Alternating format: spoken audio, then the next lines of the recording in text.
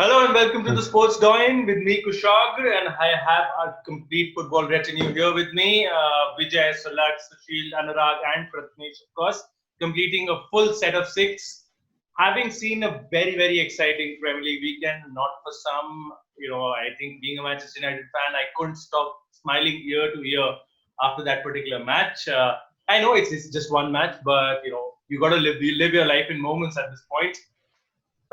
There is no better place to start than come to Vijay, and this time, Sushil, I'll not give you the satisfaction. I think Vijay will tell us about a more positive outcome for the good teams and a better match with less whining, less complaining, less anti-war sentiments. So yes, Vijay, that was a draw at Stamford Bridge. Chelsea have been playing very well. I think you're now unbeaten in 14 matches in a row. And this was Mendy's fifth clean sheet in 6 games, which quite frankly is ridiculous. Uh, as far as the teams were concerned, I felt Chelsea was slightly more attacking as compared to Tottenham, especially in the second half. And Chelsea were extremely efficient when it came to scuttling down Harry Kane and Heung-min Son. How did you see that match? Because the entire time I could think, Vijay is going to talk very glowingly about this performance because it was very well controlled.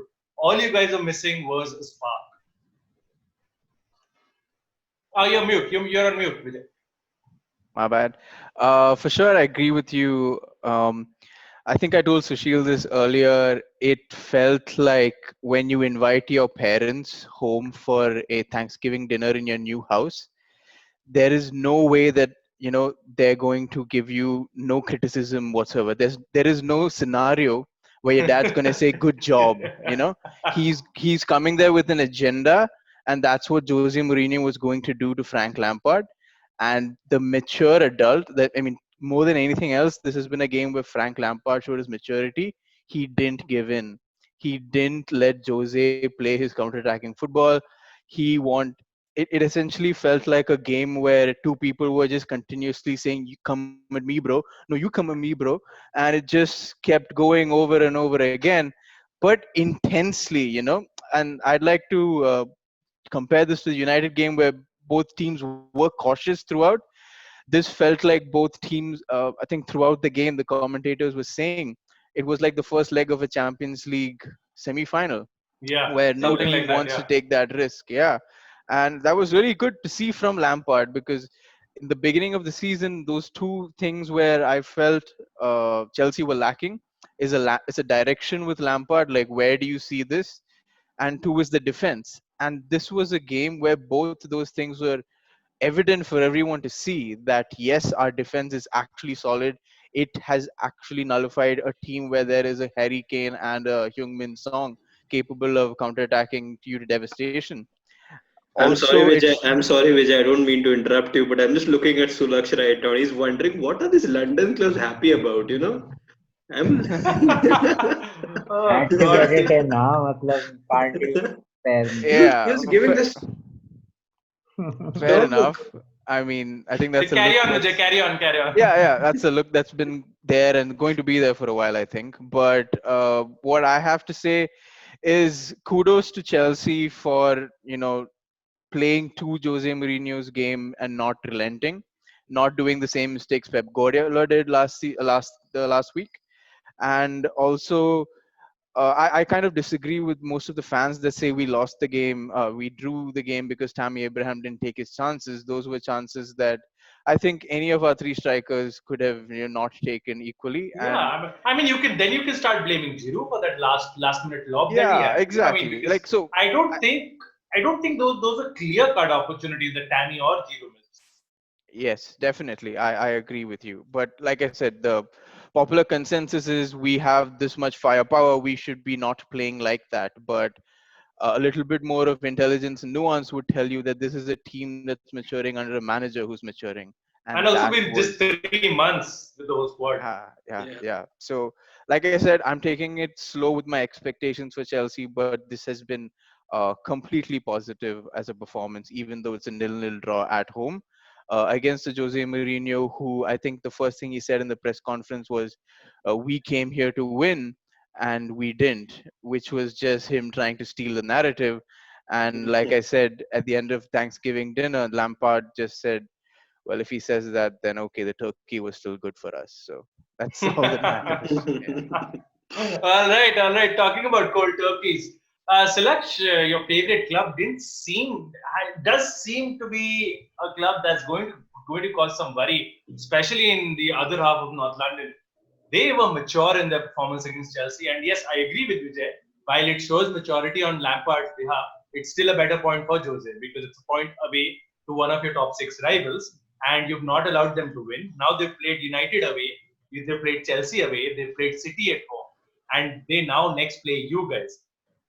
Tottenham are starting to build a good record against the top six. So does this does this now start to slowly shift them towards some sort of contention?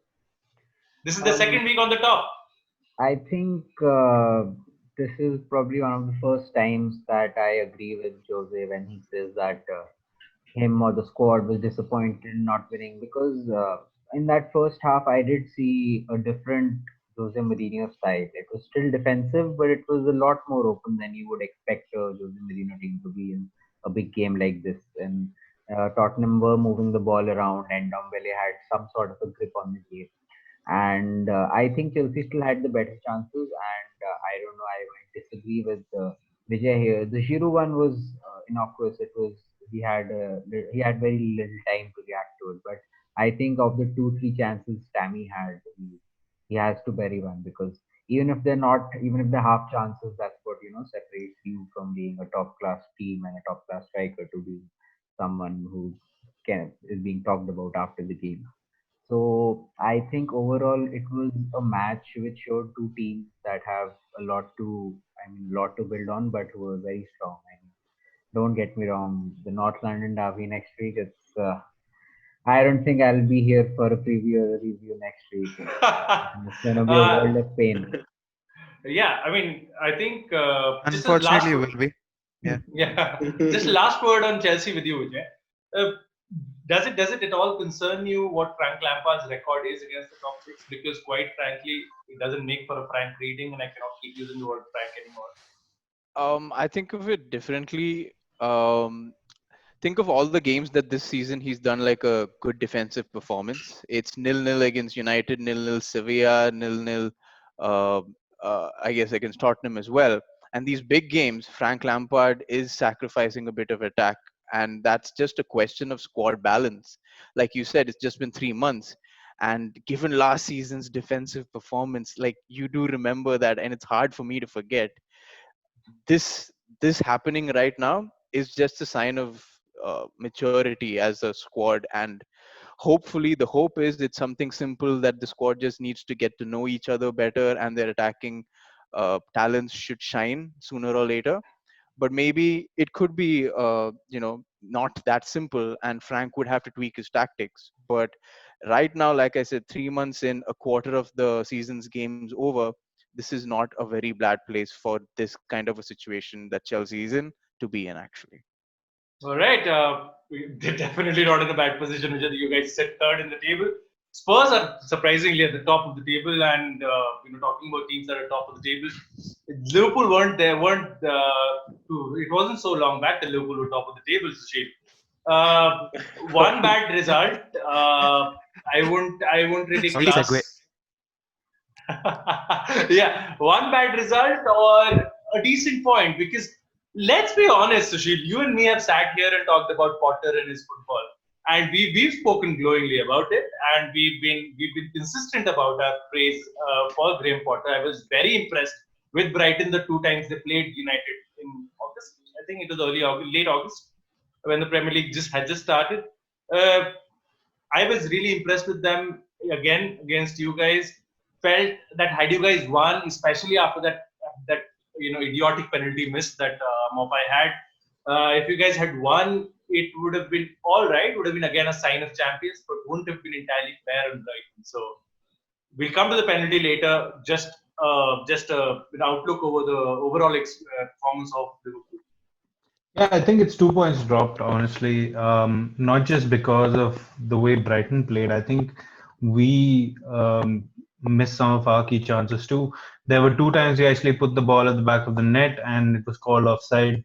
And I think the second decision was clearer than the first one, but that's the thing. It was just a matter of a second here or there or a centimeter here or there.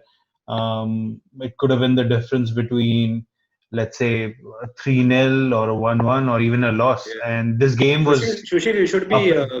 you should be happy you're not an Aston Villa fan, because after what happened yesterday, at least yours was a little more clearer. Yeah, I mean, honestly, it's kind of. I still see it as 2 points drop just because, like I said during our preview last week, this is not the kind of game where you should be dropping points, irrespective of how good Brighton are. They're still just 2 spots above the relegation zone. Yes, And exactly. if you think about last season where we dropped only 2 points till March, the reason why we were able to reach that stage is because these games were clear-cut wins. Um, and so it's a little concerning that we dropped points. Then again, I guess we'll have a discussion about what else happened in that match. But yeah, I was hoping for a win in this game, to be honest. Hmm. Yeah, as far as Liverpool are concerned, Sushil, you said something on the group. You said it's as if you have to sacrifice a player every time you guys get a point or 3 points. And we Yeah. saw James Milner, unfortunately not being in the best of condition after the match, and Jurgen Klopp coming out with some pretty strong statements. I know Des Kelly got sort of caught in the headwinds there, sort of a crossfire between Jurgen Klopp and the broadcasters, and of course Jurgen Klopp and Chris Wilder. We'll come to that later, which I felt was quite sacrilegious on Klopp's behalf. To actually name check someone. That sort of breaks your sort of manager's code if they might have one. What do you think of the squad? How it's coping? Do you think his such behavior might end up antagonizing the squad, or actually sort of pushing them ahead? Because I, it's sort of a siege mentality, isn't it? I think Vijay and I were discussing this the other day. I think a lot of Klopp's um, performances post-match tend to be For the squad, for the squad, like just distracting away from the fact that they drop points yeah. and making himself the talking point. I think that's probably from the Mourinho playbook back when his Chelsea days. Always. Yeah, and it works. Nobody talked about the fact that Liverpool dropped 2 points. It's a smart way to go. It's a smart thing. Maybe he went too far with it. That's true. But I'll come to the Des Kelly thing myself. I think uh, coming to the injury concerns first. Yeah, like I said, man, it seems like you have to sacrifice a player every game for you to be able to win. And I thought, Milner is going to be more of a miss than Yeah, a lot because of of the other players. multifunctionality. Yeah, exactly. And the fact that he can slot in into multiple areas of the pitch and do so while giving a 7 or 8 out of 10 performance, I think that's going to be a huge miss. How long is he out for? I think it's a hamstring, so probably 3 weeks? two, 4, yeah, 3 weeks, 3 to 4 weeks. yeah. Maybe he'll make it back sooner, but it's difficult to say, with these things. Um, on the confrontation itself, the Jurgen Klopp Des Kelly thing, I think you're right. Klopp did take it too far. I think it was fine till he was sort of railing against the broadcasters. I think it's probably a sentiment you ask any Premier League manager, they'd share. Yeah. Maybe they Yeah, I think that was the same with Solskjaer, right? Against Yeah. Everton. Yeah. He was pissed Yeah, off. maybe- I think he was the one who started, and then just Jurgen Klopp just took it on, and he No, just, I think this has been Yeah. mentioned. This has been mentioned way many more times. Yeah. Not just Solskjaer mentioning it that time, but right. yeah, Pretty much Klopp, everyone, yeah. Klopp certainly feels like he's the mascot is a wrong word to use. It's probably the I think leader he's- of the managers group, and that Probably, needs to and speak out. he's also a little more outspoken than most. I think Guardiola has a very underhanded, indirect way of communicating Yeah. that. I think Klopp's more in your face about it, which, depending on whether you like that sort of thing or not, you take it as a positive. Obviously, as a Liverpool fan, you always take it as a positive. But I think in this case, yeah, he did take it too far. But I don't expect him to apologize for it because I do feel like I do expect him to talk to Chris Wilder about it. It's not fair. Yeah, Because I mean, especially after all that, Wilder came out in his post-match press conference. same one that he had with Des Kelly again. And Wilder did not say a word about Klopp, and I don't see why he should. It's the second time this is happening. Whatever is the personal difference, you can't throw another Premier League manager under the bus like that. Yeah, we can get into a discussion about that, and I don't speak for Jurgen Klopp. Obviously, he's our manager, but I don't necessarily feel like Liverpool fans are answerable for him. I think he should apologize and just move on, but I don't think he's the kind of person who would. We'll see. We'll find out. In terms of the game itself, I already sort of laid out my views about the match. About the penalty incident towards the end, I think I just wanted to add a point, and maybe we had a long discussion about this after the game. Yeah. There's a lot to be said about the way VAR is being used in the Premier League, and I think there's a lot of uncertainty around how it's going to be used. So the key thing in contention that's what led to the penalty is the clear and obvious rule, right? That you should only intervene when it's clear or obvious. Now, you and I have seen in multiple games this season, incidents like that happen all the time and penalty is not given, right? A lot of it depends on the dynamic between the on-field referee and the VAR. Whether the VAR is willing to overrule the on-field referee's decision. In this case, I think it maybe seemed as if the on-field referee had either missed it or looked at it and decided it wasn't worthy of a penalty. I think it's more likely that he missed it. Yeah. And that being said, I think there is, as fans, as players, and more so as players who spend their time day in, day out working hard to get where they've gotten to try and win the Premier League, I think they're owed more of an explanation for how these rules are being executed. I know there are always going to be teething pains to these things, but it's been more than a season now of VAR.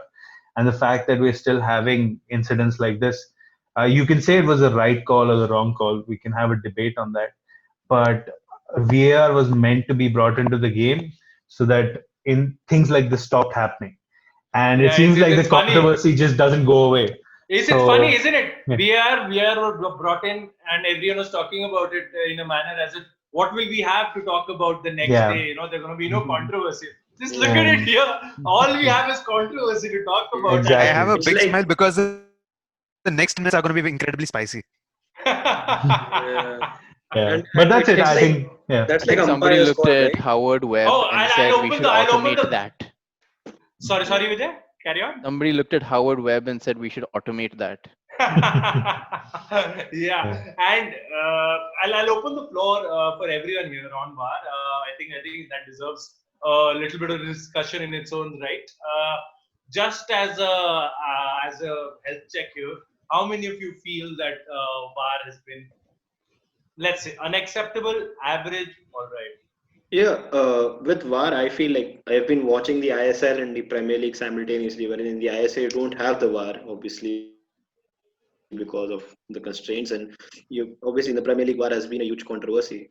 In the ISL, what I have noticed is, because there is this thing about VAR not being there, referees are being a little more attentive, referees are being a little more decisive, and they're taking the decisions accordingly. Today in the Mumbai City game, there was an incident where, Mumbai City could have conceded a penalty, but the referee from very far out was able to spot on it was actually the Bengal guy who got the handball, not the Mumbai player. So these are the things that probably the lack of VAR actually helps the referees to get that decisiveness even more. Otherwise, you see, even in the offside calls, the flag is usually stayed down, and then at the end of the day, you get that offside. You saw the incident yesterday with Ollie Watkins, wherein the defender actually pushed Watkins into more or less an offside position, but that wasn't even considered. So these are things that with VAR have gone really wrong. Obviously, last thing, penalties are being obviously the main talking point. When you're not able to differentiate where a player is diving, where a player is not diving, where contact is significant, where it's not significant. Again, referees are confused between natural hand positions and natural hand positions. They're confused between the obvious error and the lack of it. So there is no clarity within the referees union itself, I guess.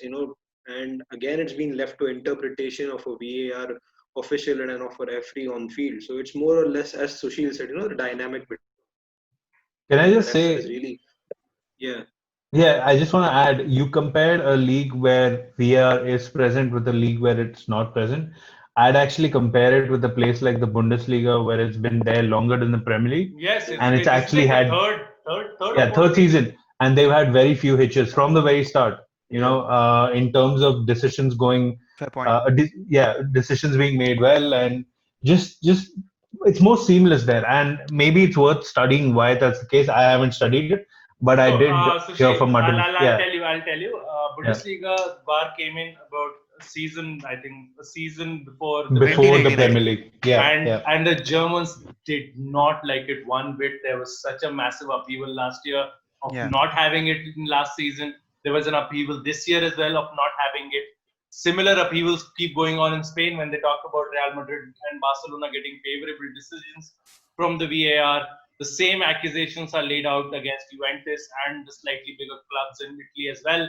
So, in a nutshell, I don't think anyone is entirely I happy think with with VAR, VAR, and no one is entirely how do I say I think the disrespecting Premier League VAR gets in more that sense. attention. That is why you're hearing a lot of Premier And League no, tweet no, about VAR. Pratnesh. Yeah. I think in that sense, I feel VAR. The problem here is the way it was brought in. It was told to the fans that it will only check clear and obvious errors, where it's clearly checking all errors, and then that's something I think we have to start accepting as fans. And one point Pratnesh made, which I sort of resonates with me, is I still don't think we are capable of understanding what's a dive and Yeah. what's a foul.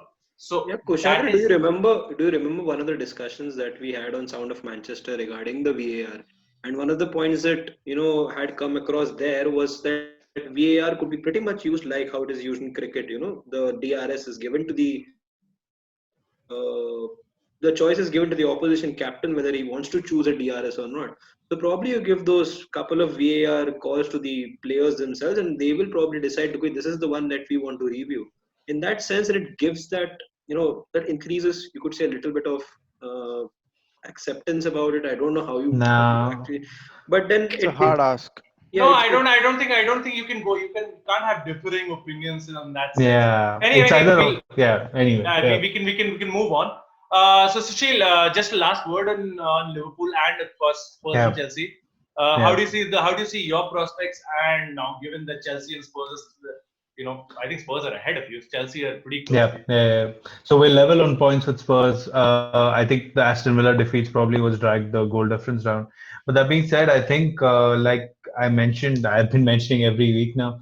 I think Chelsea and Spurs are the big threat this season. City was supposed to be up there too, and they did have a great performance, which we'll talk about subsequently. So in terms of these two guys, I think a lot out of these three teams, or maybe four if Man City ends up reaching similar position. The teams that will sort of make it on the other side of Jan first, still in that position. I think they'll be the title contenders. This entire month of December is like a crucible, right? If you're able to make it to the other side, winning all those games, getting all those points, then you're in the title race. And if not, it's going to be really hard. So we'll see how it plays out. But sorry, All I right. yeah. No, Go not a ahead. worry. Onboards are in the podcast now. They surely are. Anurag, Yeah. Sushil touched on Man City there.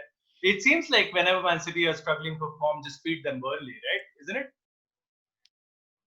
yeah. Yeah, I think before I know both you and Sushil, you both talked very confidently of Man City thrashing Burnley, but somewhere down the line, I had this inhibition that maybe Burnley could do something better in this game. Never Again, they against prove City. me Never wrong against because City.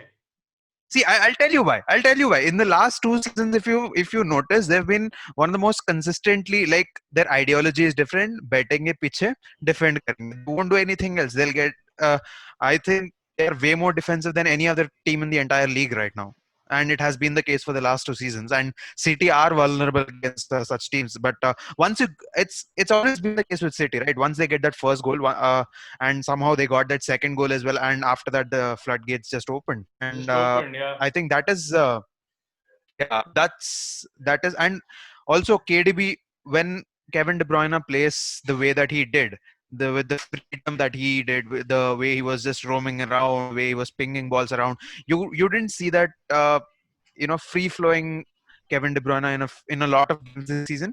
I think, uh, but here unfortunately that entire team, a team which again I'm mentioning for the zillion times, a team that has spent so much on building a team, a team that has spent so much on recruitments. It is sort of sad that they're still dependent on only one player for the entire team to again, as once Kevin De Bruyne gets going. Wait, are you talking about City or United? City. Okay, sorry. Yeah. It's really hilarious, Vijay. Teams which haven't really done all that much in this season, trying to take pot shots, but cool. Yeah. We'll come Oh, we'll I come like to this. we'll come It's to all right. Wolves, Arsenal versus Wolves. That is a late kickoff on Sunday, Sulaksh, and we watched that together. Wasn't really. It was again. I mean, I'd not even take the piss It at was this happy point. for you, wasn't it, Kushagra? Very happy for you. Not really. Would have been happy regardless because I was buzzing anyway after the I United think, result. yeah, the Raul So Jimenez injury is probably something. that messed That me was up. scary. That messed me up. It was too messy. Yeah. I was a few beers down, and that wasn't nice to see at that point in time.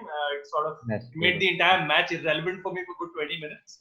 Yeah. But yeah, Sulaksh, thankfully, both the players are fine. David Luiz, of course, played on for 20 more minutes, and Jimenez, though has a fractured skull, but he's fine. Fractured skull was with Jimenez, but it seems like you got a fractured team there, Sulaksh, because what is happening? There is no creativity with Arsenal at this point. Mikel Arteta is talking about Pierre-Emerick Aubameyang's lack of goals being his biggest problem.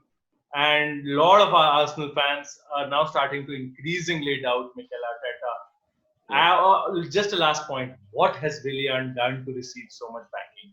I mean, could I do it? I want to play in the Premier League. This is probably the wrong week to talk about Willian because he just had an assist, and I think he had a good first half, but he was taken off. I have no clue. So that's the issue there. Talking about fractured heads, I would surely like to fracture a couple up there in London because I have no clue what these guys have been up to since Since that United win? the good Yeah. United win and the Europa League match following that, we've just fallen off, and it's alarming not because we're losing games and like we're getting outplayed, but it's alarming that every time we get outplayed, we go out and try to do something new and we fail. So can't even say we're not trying to do something. Why has he given up on the defense first approach? I don't understand. Is it the pressure from the fans that we are Arsenal, we need to play a certain way? Have those guys forgotten 1-0 to the Arsenal? I think it's not because I know top class managers and players. I mean they do reach out on social media and they do see things about. I don't think that affects their decision making. I think it's more of pressure from within himself and within the results that are out there for everyone to see. We are not beating teams like Wolves and teams like Leicester at home. I mean, these are tough matches. But in Arsenal of even 2 years ago, even 3 years ago, I remember smashing Leicester at home under Unai Emery, beating Wolves away as early as after the lockdown during that good run we had. So I think it is a situation that's not going to be better. That's why I'm sitting here outside the Emirates. I can see a couple of good names. Think about all those times that have been and gone by.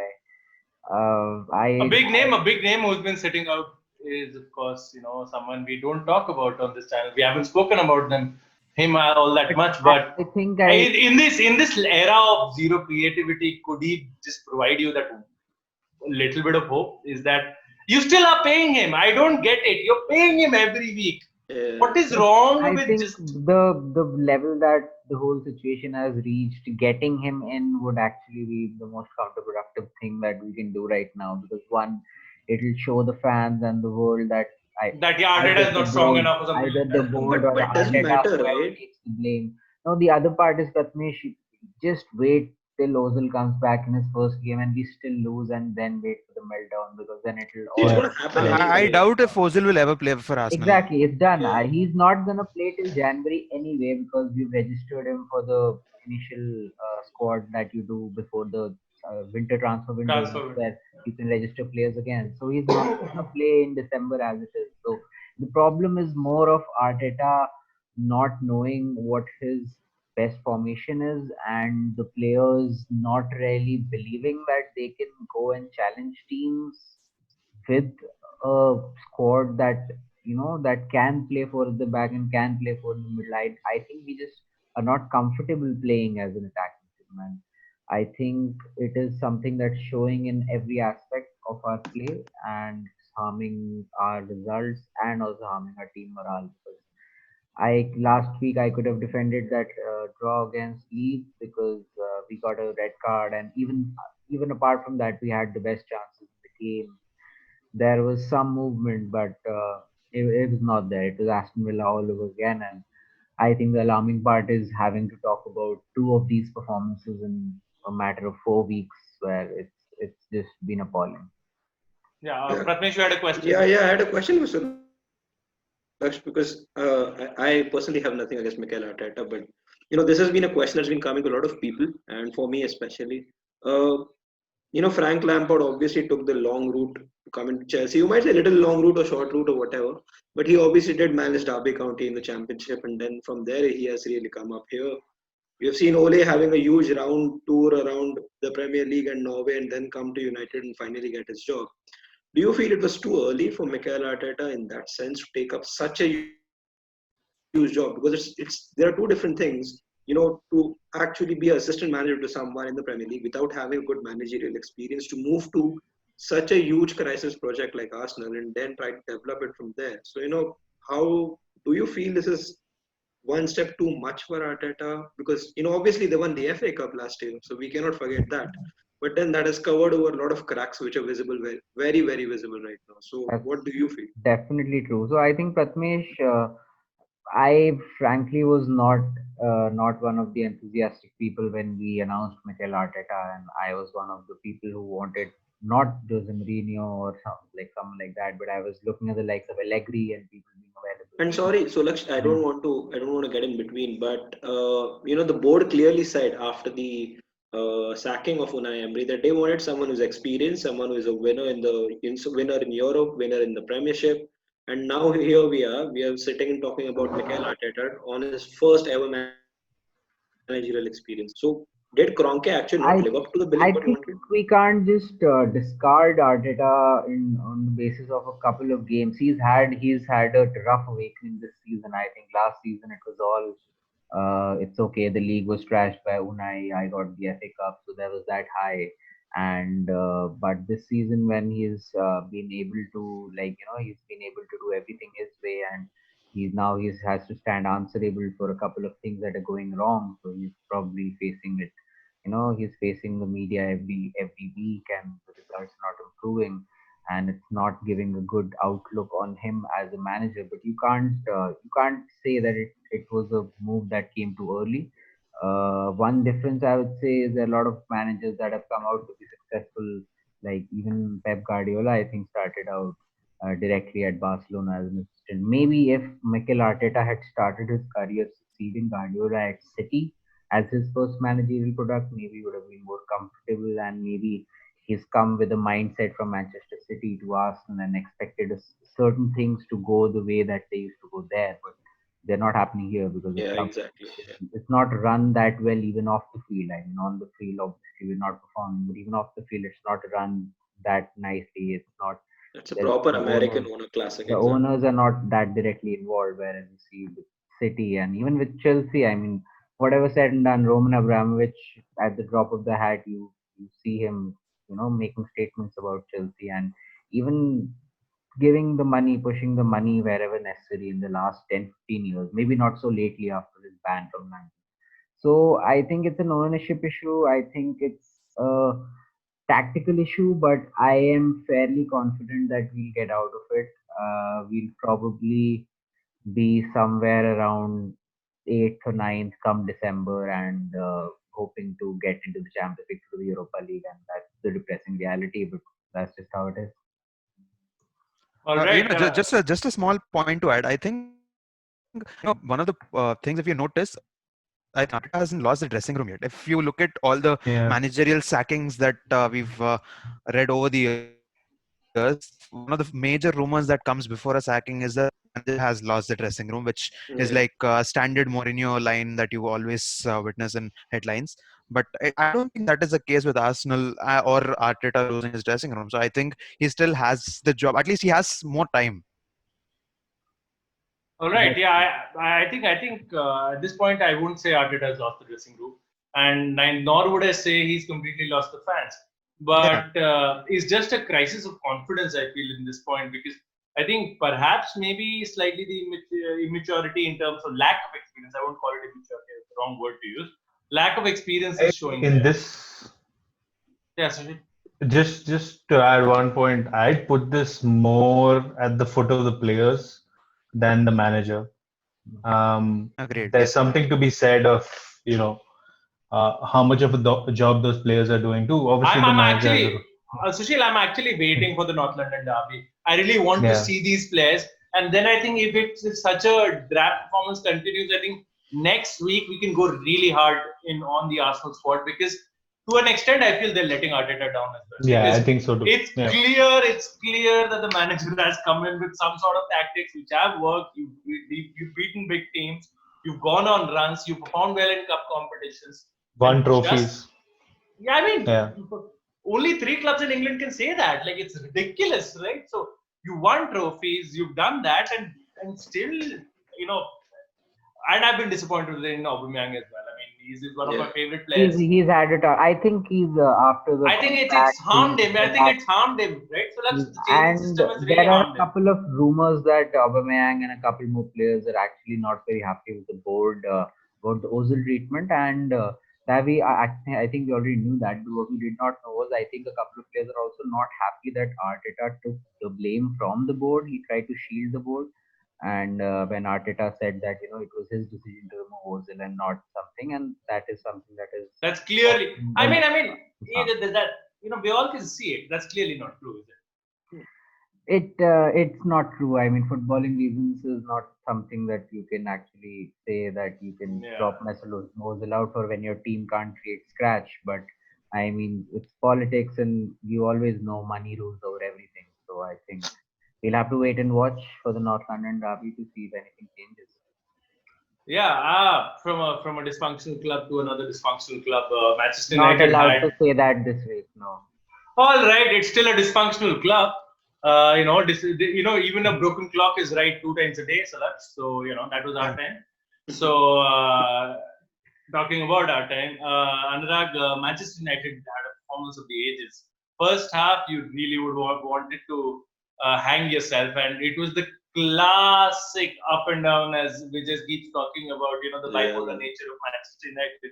The bipolar nature of Manchester, hence Manchester United fans. We were that. We were Bielsa FC at halftime.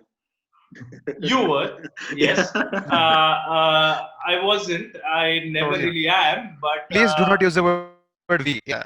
Yeah. I have no idea. Anurag. Anurag, I'll start with you. Yeah. Manchester United insipid in the first half. While defending, while attacking, I felt they were good. They had the better chances.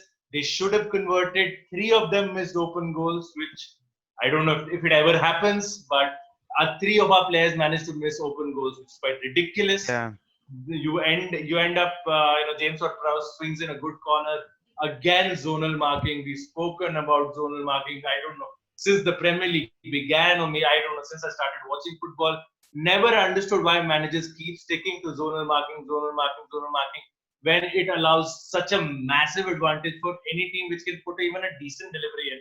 And that's what James Ward-Prowse did. He put in a good front post delivery and it was a goal.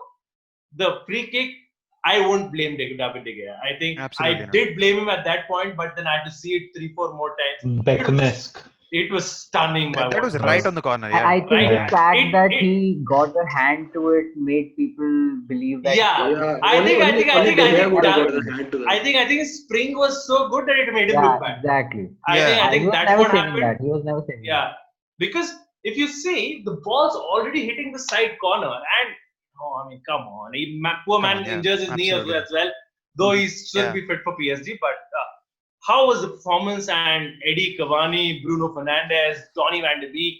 Oof. Second half, these guys were immense, and even Rashford getting a fluky assist there as well. So, how's the match according to you?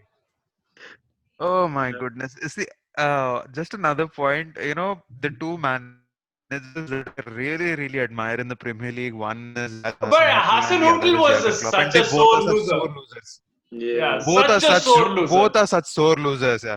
Yeah. Again, this is I have to check back on my allegiances again. Everyone I support is almost pretty much a sore loser in one way So or I the But guess other. can it's I before Uh, you continue, can I just say, people who tend to be at the top of competitive sports tend to be very sore losers. I never saw Sir Yeah, Alex congratulating anyone, honestly. That's true. yeah. That's Yeah. true. yeah. Never. So Yeah. Fair enough. Okay. Fine. Oh, okay. Fine. So getting to the match, I think yeah, as you said, the open net goals that they missed, and immediately, if you notice the first one that Greenwood missed, immediately then Ward-Prowse, oh my God, whenever he had that dead ball in front of him, you could sense he was going to do something. It was like a corner felt like a penalty. That guy is Yeah. just so good with those ball, with Dead ball crossing it in situations, or yeah. swinging Yeah, it in. It's just Sushil, you can sign him, please. absolutely Get him out of magnificent. Southampton. And I think playing against United, it's just another incentive for the guy. I don't know. He's just he's almost Beckham-esque against United. You saw yeah, it in that 3-2 game a couple of years ago, if you remember, where Lukaku scored a brace. Yeah. So yeah, interesting stat but by the again, way. I think watching Cavani make Mhm. those runs again, you could for a lot of people would say, "Arey, yaar, this just happens. He was in close range. He just headed No. those in from close Yeah, range." no, My those are goodness, good when that goals. Bruno's deflection took place, just the moment he anticipation that he had, that is I, years of experience, yeah, that is Anurag, years he's of the only one in the box who's mastermind moving. He's the only one in the box who's who moving. moved. Everyone else is static. Who exactly defenders and attackers, everyone was stagnant. I think that is what defines Edinson Cavani, why he's such a fabulous striker, and that's what we've missed so many for a good while. And that's why again I'm not pro Martial when it comes to him playing in the striker position. I don't think that is his natural position. Even if he comes out and says, I don't. I've never seen Martial make such moves. He has his own skills. He has his Yeah, own no, none of the creative intent. strikers at the He can club do his own would have scored that goal can do apart that. from Yeah, it's Cavani. Yeah, absolutely not. none of them. Yeah, totally. And in a way that set the tone. And the last 15 minutes, as you saw, Southampton were totally out of the game, and that's when you really felt like Man United were playing against a smaller team, because up until that second goal, it was pretty much even Stevens, and for a fair period of time, even Southampton were dominating. So I that was good to see again. That little bit of dominance that we saw in the last 15-20 minutes, that for me was that was a very positive outcome for me. So yeah, good, very happy with the result. Sushil, Yeah. the stat you were talking about, was it the 3-2 victories? No, so James Ward-Prowse now this season has more free kick goals than the rest of the Premier League combined. Wow. Yeah. What Yeah, is it? Two? Yeah. Three. Three. Yeah. Yeah, Fabulous. though. So we were talking about Cavani and the movement, right? I think obviously United released a video today of Fernandes when the second goal went in and how Fernandes was trying to get all the people back to play. I think the intelligence of Fernandes was also something that probably won United the game because when we were 2-2 in that final moments of the game, the free kick, anybody else in the world would have probably just chipped it into the box and then Maguire would have fouled someone and then it was a free kick to Southampton. But pretty sure, I think, in the 90th minute when the game is absolutely on its edge, for him to have that idea to find Rashford and for Rashford to actually execute that ball, you know, Cavani's movement was key to all that. But, the footballing intelligence to actually execute that was something else. I think Bruno had a very, ordinary game until the point he actually scored the goal. But then after he scored the goal, you could see that momentum change for United. I would disagree. I would Why? disagree there because I feel Bruno Fernandes now along with Donny Van de Beek are one of the only two players who are taking chances for Manchester Yeah, United. but I Yeah. felt So, Bruno And was just having. a point. I Sorry. think the Rashford cross that came in towards the last goal. I think if it was not a good another smart centre forward moment, I think the defender would have cleared it, and Yeah, that would have looked like so stupid, such a stupid cross. I think again yeah, that one I'd yeah. actually give I it to think Cavani for that, Cavani that is one. Cavani's movement was something else. I'm But sorry, again, I think the only that I reason didn't can, I I feel can, feel like I a can great see, I cross. can see Vijay smiling away to the rafters. Vijay, yeah, care to illuminate yeah, us and with I'm getting the interrupted again and again. hysterics? That's No, fine too. no, but I'm just really surprised that we've had three Manchester United panelists, and you've talked about Cavani, you've talked about Bruno, you've talked about Van der Beek. Why aren't you talking about the masterclass that Ole did At in halftime. that game? Yeah, Yeah, Yeah, agreed, where is? I mean, give agreed. him the props he deserves, right? We I do. I, I I have agree. been pro Ole all my life, and I've always remained so. So I am just It's not a vote of politics. I'm saying, like, where is the? I understand why you mentioned that.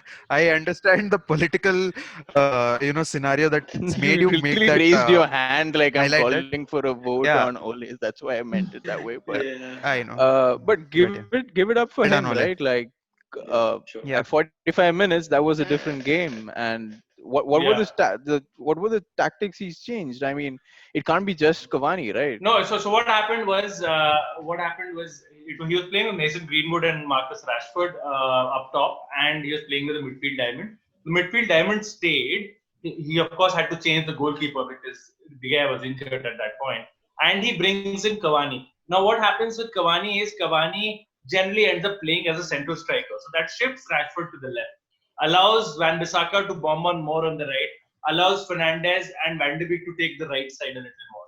This allowed Yeah, Cavani to make his runs, and we found out. I felt that is without doubt kudos to Ole Solskjaer yeah, because he gets a lot yeah. of hate and he gets a lot of nonsense from everyone, his own fans and of course the opposition fans. So when So he I does get just things Definitely. right, sorry, I just wanted to highlight this because this specific moment where everybody just compliment Ole, because the next time he's gonna suck cock, I'm gonna bring it up. Oh Sushil, yeah, you just and Not so much Kushagra. cock. agenda wrap it work up Yeah, for you. yeah, magnificently. yeah, Yeah, Wrap it up yeah, for yeah. us, Sushil. Kushagra. Yeah, Pratnesh, you got anything to add? yeah. I think I got interrupted a record 4 times when I was trying to make a point. When I was already making a point, and I was trying to make my point Make it. again. But that's So because, buddy, you interrupt people a record number of times. So it's all right. yeah, Ooh. that's Ebbs true. and flows. That's true as well. Okay, That's go true for as it. well. Go for it. Yeah, ebbs and flows. Yeah. So the only reason why I wanted to say why Bruno probably didn't have the best game of his life in that sense was he wasn't really tracking back, which he usually does, and which you saw after the first goal which he scored. That attitude of Fernandes, which was missing in the game, just came into the game after the goal, and probably came into the game even more when Cavani started moving properly rather than strikers not moving the way he wanted to. So I think that was the game changer. I think Cavani definitely was the game changer, but Yeah, I think only kudos agree to with him you and there. Vijay. He deserves the credit there. Yeah, I completely agree with you there, Pratnesh. I think he was the game changer. Sushil, could you Yeah. just let us know what your point was? Yeah, just wanted to add the point about Cavani because I think there was a lot of skepticism at the start of the Yeah, season when he I'll raise my joined. hand there. Massive Uh, skeptic. Yeah. and I think people tend to underestimate the fact that this guy he's the record goal scorer for a Champions League finalist team, right, in Europe. And he's been there for what, 10 seasons before this? And, whatever Maybe you can more. Maybe say, I think he was there at I Napoli for think a it was long time, hardly right? for yeah, 5 or 6 seasons whatever, at PSG. no, more than that. I think he joined when Zlatan joined. So I think before he joined. Zlatan joined, I I think no no yeah, I remember him joining. 2011, 12. No, I remember him joining PSG during the It's a 2013 French window. league. Who cares? No, the reason I said that is because he I was think a in lot PSG of for people, 7 years, guys. I just checked. yeah, 7 years.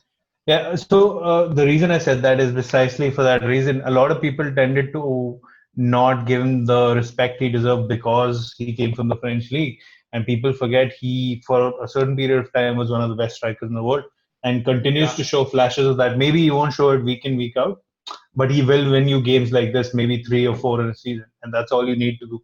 That's the difference between sixth and fourth, or fourth and second. So you know, and All right. second or third. So yeah. Let's Totally, see. totally.